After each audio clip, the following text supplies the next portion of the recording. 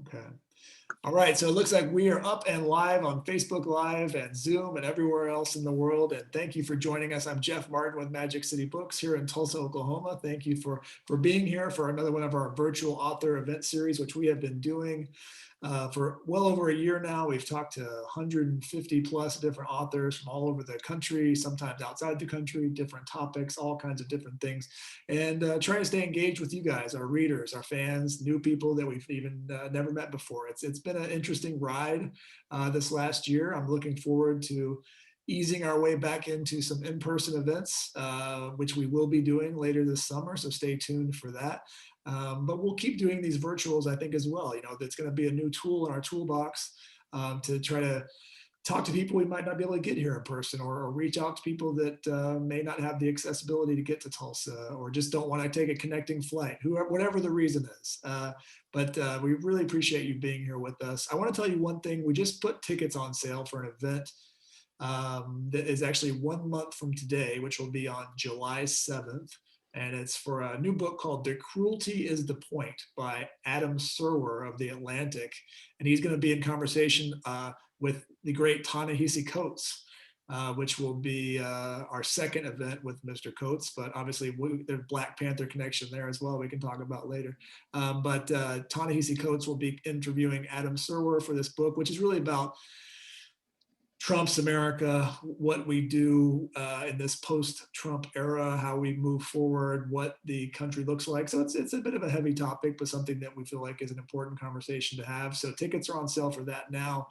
You can get those at magiccitybooks.com. And I would encourage you to check our website also for all the other upcoming events we have, because we have a bunch of stuff lined up. So let's get to the event for tonight. When I saw this new collection come out called Black Panther, Tales of Wakanda, I was immediately intrigued by it, because not only do I love, of course, the film that came out, but I've been reading the comics for a long, long time. And I'm always interested to kind of see the way when a person creates a character or a universe in the comics sphere, how that kind of gets passed down as something becomes a legacy property, and different voices get to talk about the setting, and you know, how different people interpret the material. And the collection of writers in this is just an unbelievable lineup. And this whole project was spearheaded by our guest tonight, Mr. Jesse J. Holland, who is a author of many wonderful things. A previous book on Black Panther. He's a reporter for the Associated Press. He's a total comic and science fiction nerd fan. We love these kind of people. We've been talking about Comic Cons and all kinds of different cons before we hopped on here, but Jesse was kind enough to join us tonight to talk about Black Panther, Tales of Wakanda. I want to say a big welcome to Mr. Jesse Holland for joining us. Thank you, Jesse. Appreciate you being here. No, thank you for inviting me, and I really appreciate being here. And hello to everyone in Tulsa and around the world. Yes. I visited Tulsa a couple of years ago, and I have some really good friends who still live there right now. I want to say a shout out to the Chamberlains, to Mona, Tim, the whole crew out there. Yeah. Thank you for doing this. And I want to say, everybody, before we get this conversation started, if you don't have a copy of this book, we're going to make it really easy for you. We're going to put links right here in the chat, so you can get a copy of that. You can get a copy of that sent right to your house. You can pick it up in the store, whatever you want to do. We'll make it really easy for you. And if you have questions while we're talking tonight, put those in the Q&A, and I'll try to get some of those out to Jesse while we talk.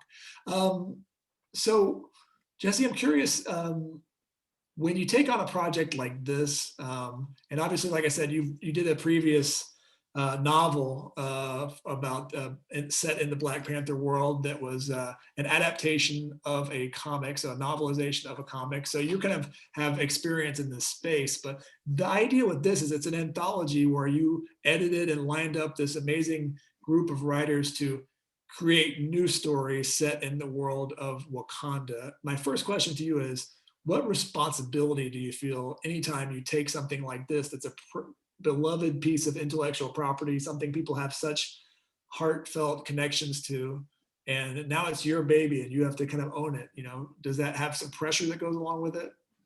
Oh man, I was petrified. Yeah. Because it is a huge responsibility when you're taking on a beloved character like T'Challa and the world of Wakanda.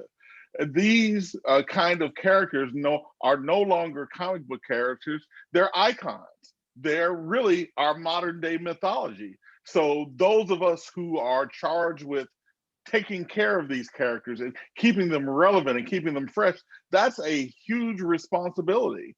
So I was lucky enough to work with 17 other great writers and be able to come up with these great new stories of Wakanda, where not only stories just of T'Challa, who is the Black Panther, but stories of the Dora Milaje warriors. Killmonger, there's a Killmonger story in there.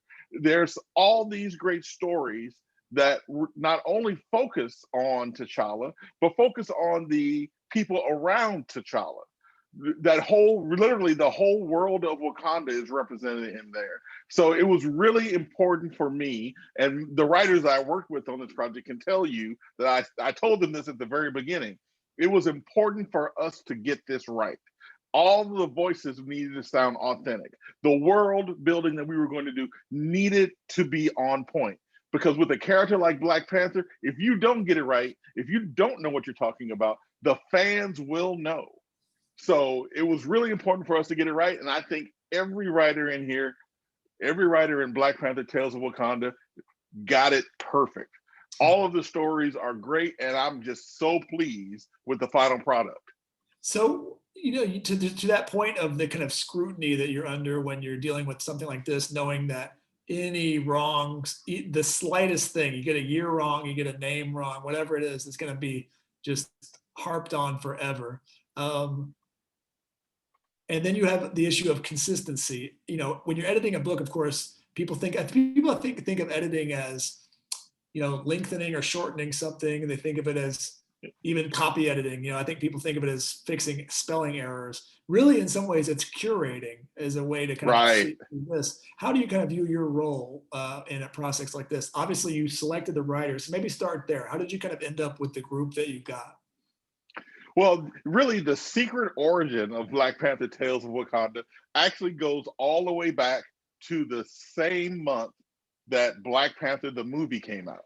So I was lucky enough to have Marvel come to me before the Black Panther movie came out, and they asked me to see if I could do an adaptation of Black Panther, Who is the Black Panther, which was the origin story that was written for the Black Panther by Reginald Hudlin. Now, when Reginald Hudlin did this, no one had touched the Black Panther's origin since Stan Lee and Jack Kirby way back in 1966.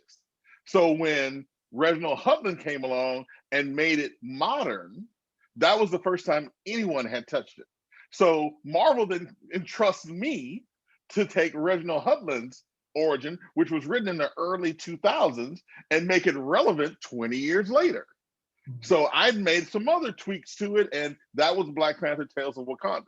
So the movie comes out, and I see this overwhelming love for these characters. I mean, the movie broke all kinds of records and literally changed the entertainment landscape in the United States and the world. So I went back to Marvel again and said, hey, this is a perfect opportunity for us to get some great writers and ask them, what is the story you would want to read about Wakanda? And tell that story. So we went back and forth with Marvel for a while, but finally Marvel said, you know what? We think this is a great idea. Now I'll tell you a secret, Jeff. When I went to Marvel with this idea, my plan was to be just one of the writers.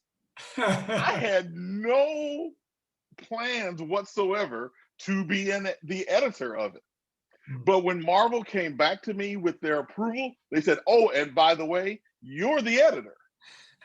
And I said, I haven't been an editor since my college newspaper at the University of Mississippi. Are you sure? They were like, yes, you're so enthusiastic about this. You have a vision for it.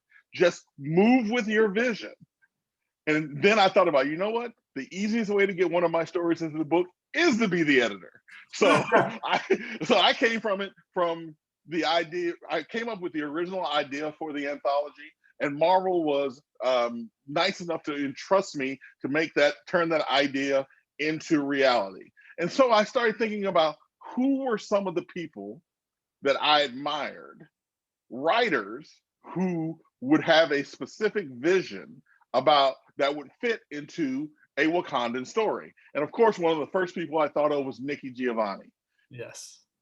And it just so happened that that exact same week that Marvel said yes, Nikki Giovanni happened to be at the Smithsonian National Museum of African American History and Culture here in Washington, D.C., where I was that same day. So a friend calls me and said, "Hey, did you know Nikki Giovanni was at the Smithsonian?" I was like, "Oh, let me get down there." And so I immediately drop what I'm doing, head to downtown DC, and find Nikki Giovanni eating some catfish in the restaurant in the museum. And I walk up to Nikki Giovanni, introduce myself, and tell her what I want to do. And Nikki was like, "This is such a good idea. I really want to write one of these stories." And from there, it just went. Nikki made some suggestions for some other writers. I had some other writers in my mind as well, other people whose books I really enjoyed. And so I made the offer to them, and they pretty much everyone I asked personally said yes. So that whole list of authors who are in Black Panther Tales of Wakanda, I had already read the majority of what they had written, and I knew they would do a great job. It's funny, someone like Nikki Giovanni, who's one of our great living poets in America, in the world, is not someone who I would think immediately would be someone who would be open to this. What made you think, just while we're talking about her, why did you think she would be a good fit for this? Just because of what she writes about versus like how she writes? Okay, so there is a big difference between the Nikki Giovanni that you see who is the poet and the Nikki Giovanni that you meet in person. Nikki Giovanni is one of the greatest minds on this planet. She devoted her mind to poetry. But there's so much, if you sit down and talk with her, there are so many issues that you can talk about. There are so many things that you can hear her expound on. So having been to several of her events and having been around some of the people that Nikki Giovanni know and I know in common, I already came into that conversation knowing that Nikki Giovanni was a Black Panther fan. I came into it already having heard this from some mutual friends. So when I went up to Nikki, I already knew that she loved the idea of Black Panther, but she just never had a chance to express it. So I was lucky enough to be able to come up and give her the opportunity to turn her mind into stories about Wakanda. And you remember I said earlier that Reginald Hudlin was the first person to rewrite the Black Panther's origin. I got Nikki Giovanni to do it again. So her story in this book is an alternative history of the Black Panther. And it is such a fabulous story. So I'm just pleased that I will be able to go to my grave saying I edited a story of Nikki Giovanni's. That's definitely one for the resume for life, for sure. So I'm curious. Let's get nerdy for a second, or more nerdy. Yeah. Let's talk about canon and what is canon Right. and what is not. Now, just so people know, maybe you could explain, in the world of comic books and extended universes, what does it mean for something to be canon? And this is a question I deal with all the time because of my books and my connections with Black Panther. All right, so most comic book universes have a set history. This happened this way. But unlike most literature, comic book stories are a ongoing, continuing narrative. I like to liken it for people who don't understand comic books. I tell them it's like a soap opera that you watch every day. The story never ends. It keeps going and going and going. But unfortunately, people get older. Actors decide not to stay on the show.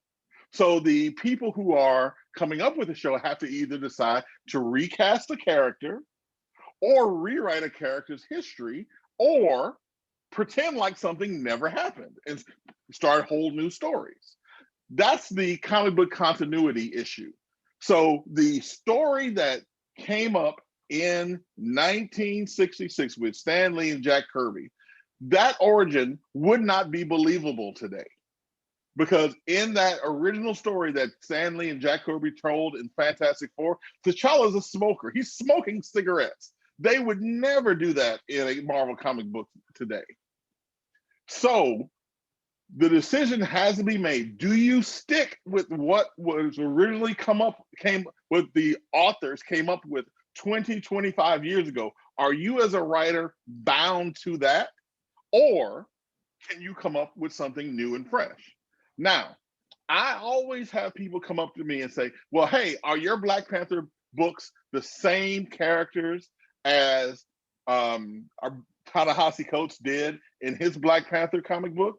Are your Black Panther characters the same characters Ryan Coogler did in his movies? And I say no, because we're dealing with separate continuities. You have the Marvel Cinematic Universe, that's Ryan Coogler. You have the Marvel Universe, which is Ta-Nehisi Coates. And now you have the Marvel Literary Universe, which is what I'm dealing with and what Black Panther Tales of Wakanda deals with. We base a lot of our work on both the Marvel Cinematic Universe and the Marvel Universe, but we came up with our own continuity. Now, let me be clear. The T'Challa you read in Black Panther Tales of Wakanda and Black Panther Who is the Black Panther is the same T'Challa that is written by Ryan Coogler and Ta-Nehisi Coates. The three of us were all writing the same character. We just are writing in different worlds. T'Challa is still T'Challa. The Dora Milaje is still the Dora Milaje. Killmonger is still Killmonger. Shuri is still Shuri. But none of us are wedded to anything anyone else is doing. We're all telling the best stories we can in our own universes. And this allows us the creative freedom to be able to do what's best for the story and not have to worry about what someone else did. So does this then fall into the category of what's now widely known as the multiverse? I guess you could call it the multiverse, a multiversal story. But once again, we're all dealing with the same character. Now, keep in mind that Ta-Nehisi Coates' Black Panther, Ta-Nehisi's moved on from Black Panther now, and now John Ridley is going to be writing it. But their Black Panther lives in the Marvel universe. This is a universe that you can pick up in the comic books every day. Ryan Coogler's Black Panther had to be wedded to the Marvel Cinematic Universe. And my Black Panther, while taking inspiration from both the comic books, my previous books, and the movie, lives in his own universe. But that allows us to be able to tell stories with some characters that may not be allowed to be used in the movie. For example, if you pick up Black Panther Tales of Wakanda, you'll get to read a story that features T'Challa and Storm from the X-Men. That's something that they couldn't do in the movies because X-Men were ran by Sony and Black Panthers was ran by Marvel. Now they're merging all of that now, so maybe they'll take a little hint from what we did in Tales of Wakanda. But we didn't have the same limitations that they have in the movies or they had in the comic book. We were able to let our minds just flow. And so I tell everyone that they should go out and pick up Tales of Wakanda if they want to read a full-fledged world of Wakanda, because we can deal with whatever topic we want to. We're not held back by some other screenwriter's preferences or some other comic book writer's preferences. We're able to tell just the best stories we can. It's so fascinating. Actually, you made me think about that. The idea that the writer in a space like this kind of has an unlimited budget, even bigger than a movie maker in terms of the imagination budget, right? You can kind of go as big as you want in terms of what you can imagine and experience. When you were talking about the idea of the soap opera, analogy, that was really fascinating to me, because we actually are now in a space where the person that people have thought of as Black Panther is no longer with us. Chadwick Boseman Right. sadly passed away, and now they have to make a decision. You know, it's like, is there going to be another person? Is it okay for someone else to take the reins? Do we, you know, and it's kind of like the real world forcing this decision, you know, is the property itself bigger than the person? You know, will we always associate that actor with this property? Obviously the suit in some ways makes it possible for anybody to be that character in the suit. But, you know, so I'm just curious what you think about that and how they will move on from that situation that they're in. Well, okay, so let me say this up front. I have no knowledge about what the Marvel Cinematic Universe is going to do. Hey, Ryan Coogler, if you want some advice, you know where I am. So let me just put that You're out not there. having conference calls with Kevin Feige or anything like that? Yeah. Well, not yet, not quite yet. Not But yet. let me just say this. There will be another person in the future playing the Black Panther, because this character existed before Chadwick Boseman portrayed him, and this character will exist in the future. We would have loved to have 5 more or 10 more movies with Chadwick Boseman. But as a writer, I will tell you that for me, the absolute worst thing that could happen is that Marvel has to retire this great, iconic character because the actor who portrayed him is no longer with us. And in fact, I would think that Chadwick Boseman himself would probably say, we should not deprive future generations of Black Panther fans the chance to see this character on the screen simply because he's not available to portray this character. We would never say that there should never be another Iron Man since Robert Downey Jr. is no longer available to portray him. Or we didn't say there shouldn't be a new James Bond after Sean Connery left the role. Now, I do agree that bringing another person into that role right now, in the middle, while the depth of Chadwick Boseman is so fresh in our minds, would probably not be received well. But somewhere, someday down the road, I think there will be a new Black Panther. In fact, we can probably assume right now that someday down the road, there's going to be a new Iron Man, there's going to be a new Thor, there's going to be a new Captain America. They're going to have to reboot the Marvel Cinematic Universe. Think about how long people thought of Christopher Reeve as Superman, right? Yeah. Right, exactly. I mean, and honestly, that was probably one of the reasons why Brandon Routh had such a hard time, because he had to be the next one. Yeah. And you could see it coming if they had cast a new Black Panther for the Black Panther movie sequel. You can just imagine the comments online already. Yeah. People are not ready for a new T'Challa. However, that doesn't mean it's going to be the same 5 years from now, 10 years from now. I would hate to think that my 14-year-old daughter and my 13-year-old son would never be able to see Black Panther on screen again. So I do think eventually they're going to have to recast the character. The question becomes, how long is an appropriate waiting period? And you have to have that strong actor that's able to stand up to our memory of Chadwick Boseman. Yeah. You know, last week we commemorated the centennial of the Tulsa Race Massacre of 1921 here. Right. And the neighborhood of Greenwood is about 2 blocks from our store, and it was a pretty powerful few days. And you know, it was making me think about, obviously one of the things that came up a lot during that discussion was what happened here was of course horrible, but it was also one of countless things around the country that were similar to it that happened. But the kind of fact that it was the most well-known and became kind of the central pop cultural, you know, known because of Watchmen and other things like that, it became so known that it kind of represents the whole of everything that happened.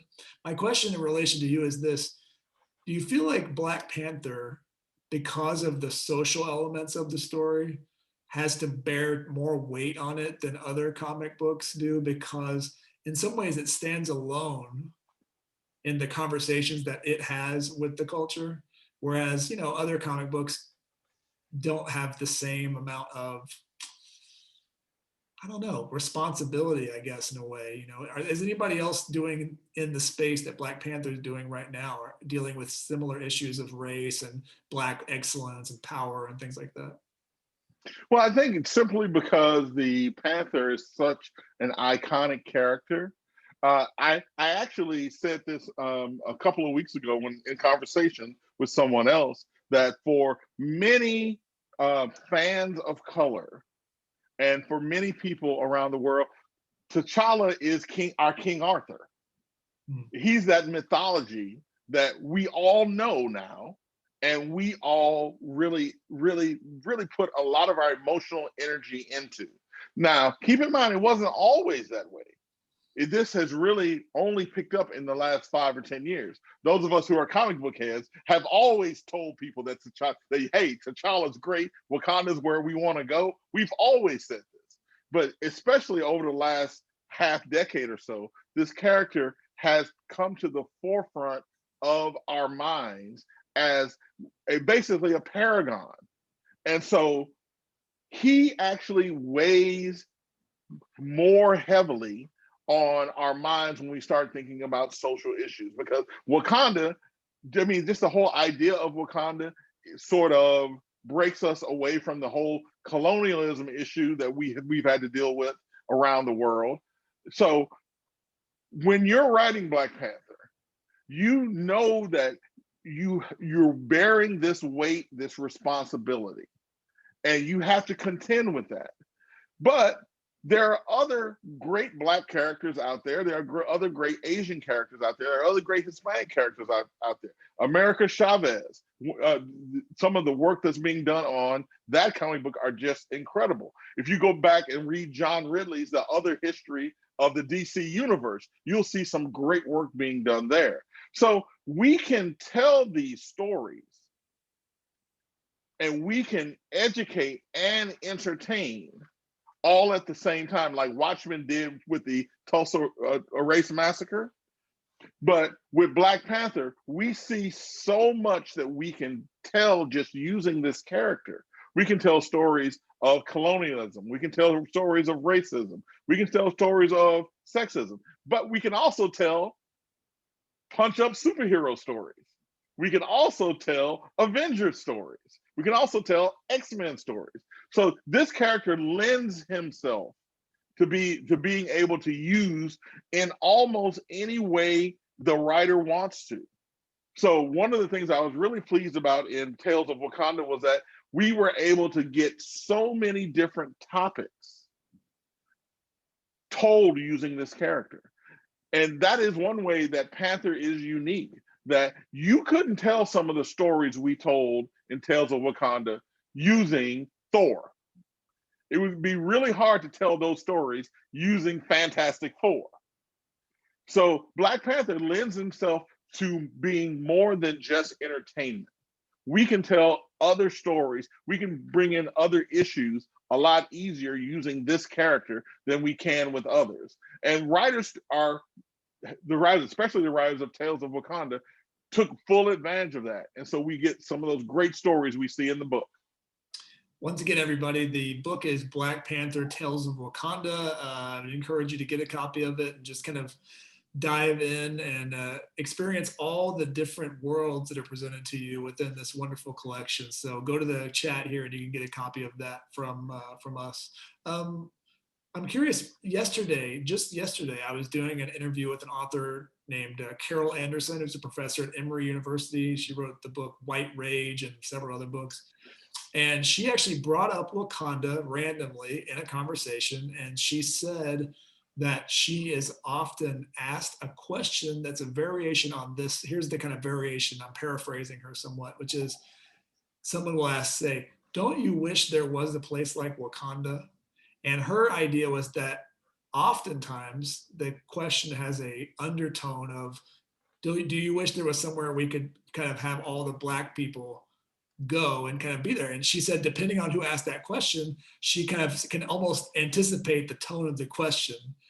Right. And, that goes back to this idea of like Marcus Garvey and talking about returning and all these things like that. But she kind of viewed it as you know, a certain swath of people seeing this as a different way. So I don't exactly have a question with that, but I say what my question is, even people that aren't particularly, let's be charitable and say open to an equitable society, can see things in a place like Wakanda or these comic books, and you know, kind of reinforce wherever they're coming from. You know. This is really random because I was having a conversation on Sunday about Black fatherhood and the Black Panther. And one of the people I was talking to held up the book White Rage and said, everyone needs to read this. Oh wow, So it's just amazing that her book came up in our conversation about Wakanda, and that's she's wild. bringing up Wakanda in a whole nother conversation. Wow. But to answer your question is that usually when I go around and talk about Wakanda, I have a lot of people come up to me and say, "Oh yeah, we would just love to go live in Wakanda. Wakanda is the place that we want to go." And I always say, "Well, just hold on one second.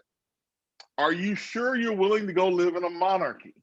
And they're like, "What do you mean a monarchy?" I'm like, "You do understand T'Challa is the king, and therefore everything in Wakanda goes the way T'Challa wants it, because I'm not going to say he's a dictator, but he is the absolute monarch of Wakanda. And if you want to live in Wakanda, you're going to have to understand you're going to give up some of the freedoms you have as Americans to live in this paradise."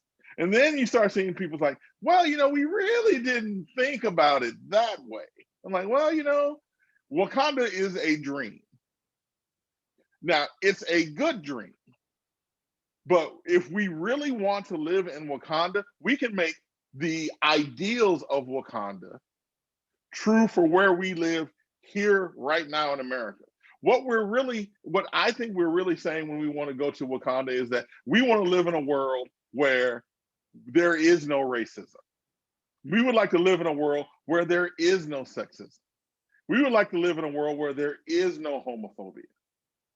That world does not require us to leave the United States of America and go anywhere else. It does require us to make the sacrifices and the work necessary to make that world come about. Wakanda is a great dream, and I would love to see it come true sometime during my life here in the United States. All it takes is for us to decide that we're no longer going to put up or tolerate some of the things that we've seen in our past, the racism, the sexism, the homophobia. We don't have to tolerate it. We can make Wakanda real for us right now. We don't have to leave anywhere to go. We don't have to leave and go anywhere to do that. We can do that here. So when I hear people tell me that they want to go to Wakanda, my response is, let's bring Wakanda to us. Let's make this place Wakanda. Yeah, no, that's great. A much less serious question. Would there be coming to America without Black Panther? Because here's the thing. Let me ask you this. I just recently, they put a sequel out to Coming to America. And in a couple of interviews, Eddie Murphy kind of hinted at the fact that the world he presented in the first movie, like where there would be no Black Panther, but obviously the comic book predates the first Coming to America by 20 years. But do you see any like correlation between those two spaces, just pop culturally? I will tell you that there are many of us who have envisioned the first soccer match between Wakanda and Zamunda. It wouldn't be football, it would be soccer. Yeah. And Prince Akeem talking politics with King T'Challa. Now, King Akeem talking politics with King T'Challa.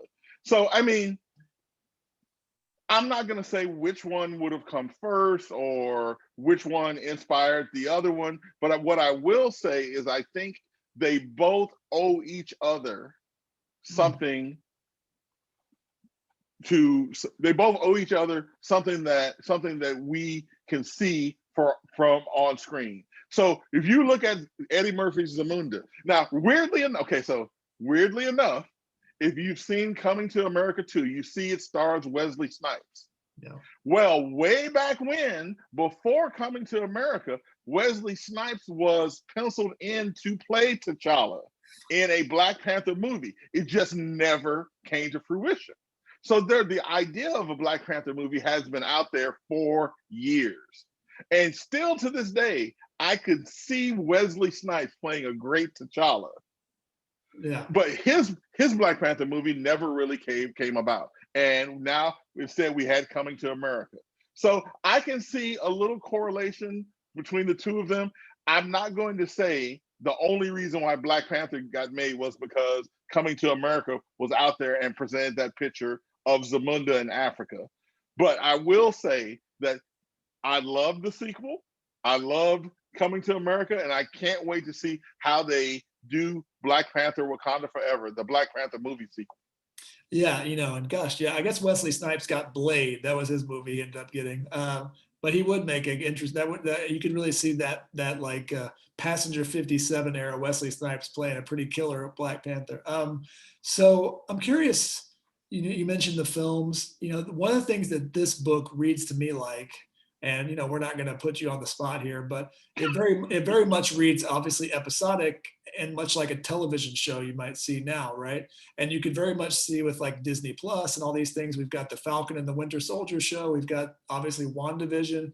You could very much see a Wakanda-based show that's like in the world of Black Panther, but not really dealing with T'Challa. And that's in some ways what some of this touches on, the kind of goings on outside of the main storyline. Is that something that, when you were kind of creating this collection, did you kind of view it with the idea that almost like the way you would do like a season of television where you're trying to hit different emotional arcs throughout the book? I will say from your lips to Kevin Feige's ears, hopefully. So yeah, this would make a great Wakandan television show. And when we were putting the book together, I started thinking about what type of stories would I like to read. Now, as a writer, and by the way, I should go ahead and point out that I did actually get one of my own stories into Black Panther Tales of Wakanda. Talk about your piece for a second. Give a little overview of your piece for a moment. So, as a writer, my question is always what I write. Everything I write has to answer a question I have about the thing I'm writing about. So my story, Black Panther and Black Panther Tales of Wakanda, is called Faith. In Faith, I bring up the question of, gods think in centuries and millennium. Humans think in their lifetime. So while Bass may have told Bashinga, the first Black Panther, Wakanda is his, did she actually mean Wakanda is his and his descendants forever? Or is this just, shall we say, a timeshare? Perhaps there may be somebody else down the road that should step in and take over Wakanda. So I started with the theory of perhaps T'Challa, and for this, I will say I have to be really careful with this because it does rub some people the wrong way. But I started with the question of, is T'Challa Jesus or John the Baptist? Because his God has never told T'Challa that Wakanda is his forever. She said Wakanda is his right now. And of course, as T'Challa knows, there'll be another Black Panther in the future. But what if Bast says, well, I got somebody better? What would T'Challa do if Bast told him that Wakanda was no longer his? And that's what Faith is about. Bast actually does tell T'Challa that someday the line of Bashinga will no longer rule Wakanda. What's going to be T'Challa's response, and who is she giving Wakanda to? That's the question that I answer in Faith. And with all of the stories, I asked the writers to come up with a question that they were going to have to answer. Come up with an idea. And we're going to mix and match all of these ideas, and we're going to come out with the best stories. There were writers who came up with 2 or 3 ideas, and we hashed it out till we got to the one idea we thought would work. Not everybody wanted to write T'Challa. Some people wanted to write Killmonger. Some people wanted to write Okoye. Some people wanted to write Shuri. but we all started with a question about Wakanda that we wanted to answer. And as a writer, I think that's always the best way to start. Start with what the character in this story will answer for you, and then move from there. Yeah.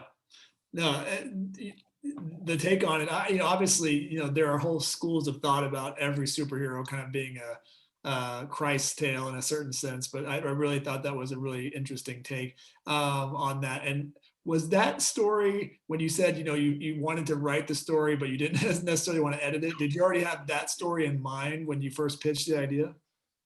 That was the original story for the entire book. I Mhm. wanted to explore the relationship between Bast and T'Challa. Now, I mean, just think about it from our perspectives. Talking with a cosmic being, does Bast respond every time T'Challa says, "Oh, Bast, I got a question"? Does she respond? Does Bast appear to T'Challa wherever she wants? So I always had these really great questions about the relationship between Bast and T'Challa. For example, you'll see there's a tiny thread that goes through from Black Panther, my first book, Black Panther, Who is the Black Panther, to Black Panther, Tales of Wakanda. The one person that Bast doesn't talk to is Shuri. And Shuri has always been upset about that. She has to believe in her God through her older brother's words only. Now, I don't know if you have an older brother or sister, but having to depend on them for everything I know about a subject, that really doesn't always please us younger siblings. So Yeah.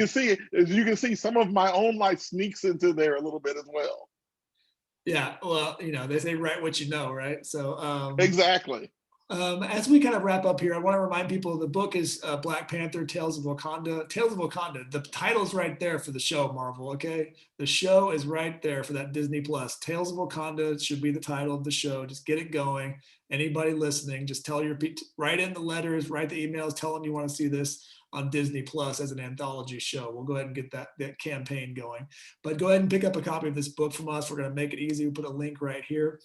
So as we wrap up, a couple final questions, Jesse, which are, this is kind of the second thing you've done in this Black Panther space. What's next? Obviously, don't spill the beans if it's not done yet, but do you foresee kind of doing more in this space down the road? Well, of course, anything that is done with Disney, they make you sign Yeah. NDAs, they make you swear on the lives of your checkbook and your children and your dogs that you can't talk about what's going on and what's coming up next. But what I can say is that I've been lucky enough to dip a little bit out of the Marvel universe and write a couple of stories for the DC universe over the last couple of months. I got a chance to write in the DC anthology series, Superman Red and Blue, where you can go out and pick it up in your comic book stores, and probably at Magic City right now. Superman Red and Blue #3. I got to write the lead story for that. I also got to do a great story for the DC's Represent series, which is actually my first attempt at a semi-autobiographical story called Heritage, which talks a little bit about what happens what happened to me growing up on a farm in Mississippi, how I got from there to here, and why someday I'm most likely going back. So I'm dipping into a little bit of comic book work right now. This summer I'm going to move back to my nonfiction roots. I actually started out writing nonfiction books, African American history books. So this summer I'm going to go back and start working on my next nonfiction book, which is about Freedmen's Village, which was an African American slave town here in Washington, D.C., that was started by the slaves of Confederate General Robert E. Lee. So I'm going back to my nonfiction roots and writing that tale this summer. And there might be a couple of other announcements coming out soon, but like you said, you can't really talk about stuff until you get your name on the contract. So final question is, having, you're kind of polygamous dealing with both DC and Marvel, you're playing both sides here. Not sure if that's totally fair, but are they different to work with? I Each will tell side? you, I will tell that they're both a joy to work with. Now, the DC universe is a little different from the Marvel universe in that the DC characters, you can put them like in a pantheon. They're like the Greek gods. When you're dealing with the Marvel universe, it's a little bit more down home and realistic. So I love working in both universes. Those characters I've been reading since all those characters I've been reading since I was about 5 years old. So when people ask me, what's your favorite comic book? I always have to stop and think because I've read so many, but then I go back, my favorite character is Black Panther, but I love Mark Waid's Flash. I've been reading Batman forever. I've been reading Superman tales. I've been reading Justice League. I mean, when George Perez did Justice League versus Avengers, JLA versus Avengers, I thought that was the best thing ever done because both universes combined. So I will tell you that I love working in all of these different universes, not just DC and Marvel. I got a chance to stick my toe into the Star Wars universe. First and foremost, I'm a writer. I love being able to write all of these universes. And therefore, if you got something out there you want written, just let me know. I can do Buffy the Vampire Slayer. Archie, you can do some Archie comics. Yeah. I can do some Archie comics. I can do it all, man. Yeah. So the next, Beetle Bailey comic is coming from Jesse J. Holland. We're excited about that. Well, Jesse, I've had a blast talking with you. I'm really appreciative of you taking the time, and good luck with your upcoming San Diego Comic-Con gig, your first one ever. Comic-Con, yes. I hope to see you sometime in Tulsa, but thank you. And thank you all for watching. Get a copy of Black Panther, Tales of Wakanda. Read it this summer. It's a great way to spend some time. Thank you all for joining us. Thanks, everyone. All right. Take care. Bye-bye. Bye.